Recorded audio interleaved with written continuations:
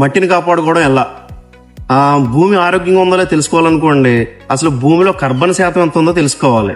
చాలా మంది రైతులు ఏం చేస్తారంటే ఇవేమీ తెలుసుకోకుండా ఈ సంవత్సరం ఒక 40 బత్తాల దిగుబడి వచ్చేదానికి ఒక 10-15 బస్తాలు ఎరువులు వాడారనుకోండి, నెక్స్ట్ ఇయర్ 40 బస్తాలు రాలేదు అంటే ఇంకా 2 బస్తాలు ఎక్కువ ఎరువులు వాడాలేమో అనుకుని తప్పు చేస్తున్నారు.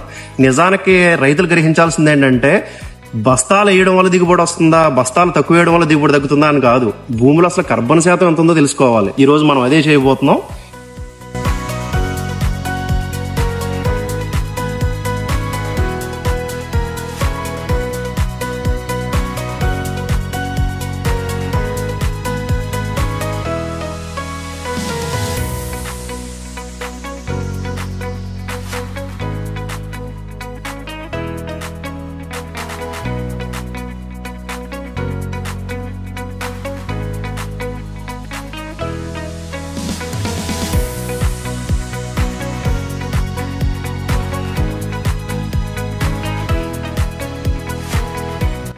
ఈ కలర్ లో గనక మనకి ఆ లిక్విడ్ వస్తే అది చాలా బాగున్నట్టు, సఫిషియెంట్ గా కార్బన్ పర్సెంటేజ్ ఉన్నట్టు.